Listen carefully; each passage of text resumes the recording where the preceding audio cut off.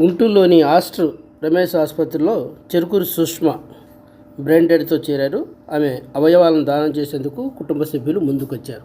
ప్రస్తుతానికి మన హాస్పిటల్లో కేసు విషయానికి వస్తే యంగ్ లేడీ, ఏ కోమార్బిడిటీస్ లేవు, 47 ఏళ్ల వయసు ఉన్నవాడే సుష్మ అనేవాడే.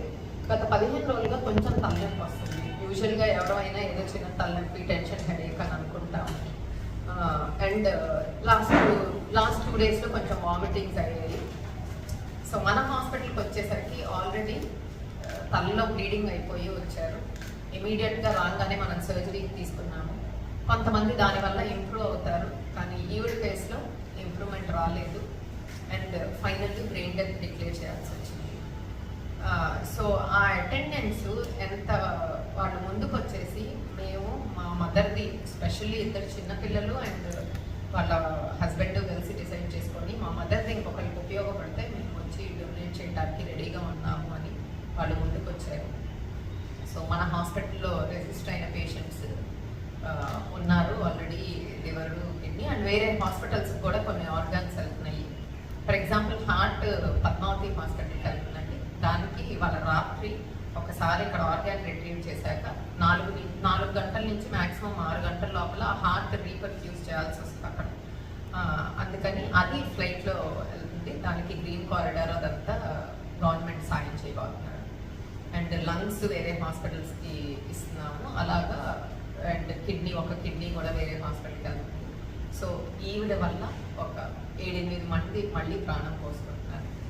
సో మీ అందరితో చెప్పదలుచుకుంది ఏంటంటే, బ్రెయిన్ డెడ్ పేషెంట్స్ వాళ్ళ ఫ్యామిలీస్ ముందుకు వస్తే కనుక ఎడిదిరిగి చనిపోయిన వాళ్ళని చనిపోబోతున్నారు. మనం ఎడిదిరిగి కాపాడలేము బ్రెయిన్ డెత్ అయిన వాళ్ళని. సో అలా జీవచలంలా ఉండేదానికంటే వేరే వాళ్ళని బతికించాలి.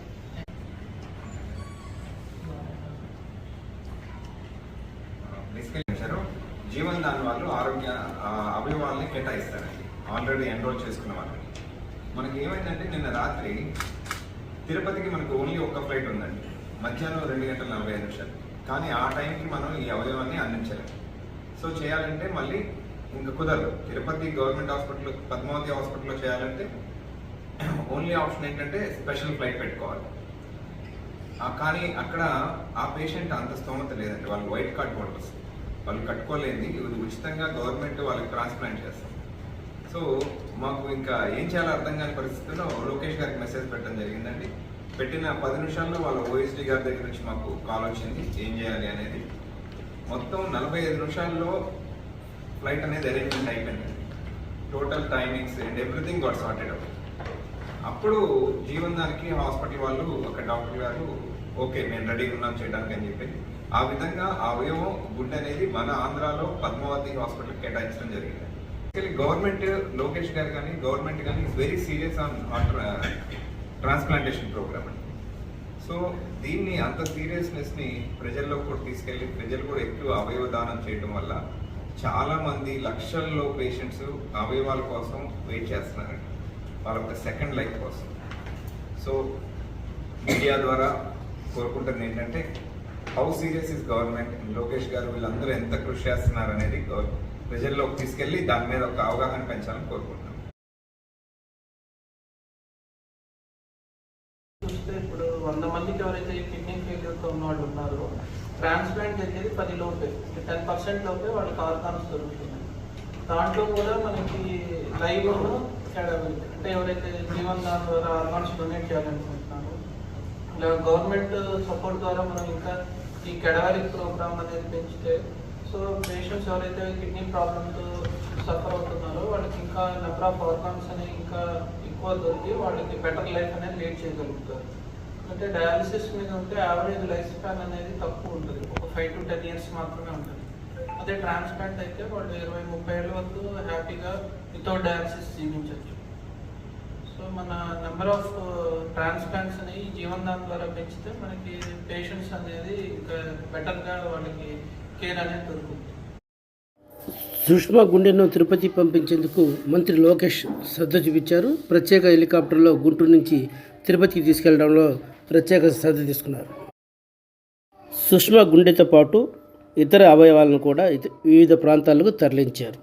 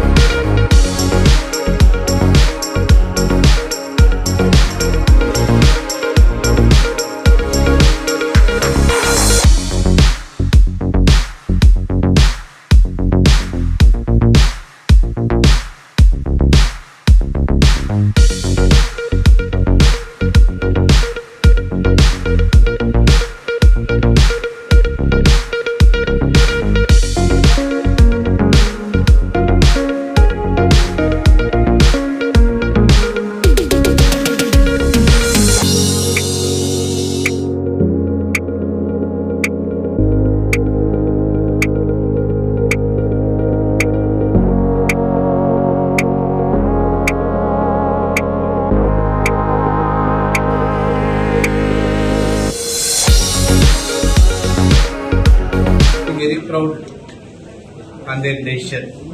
This is their decision only.